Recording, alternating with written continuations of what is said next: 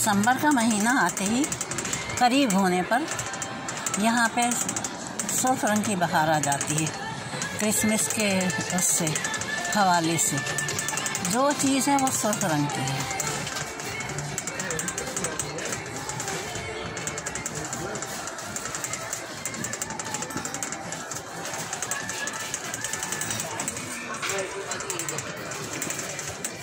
Right,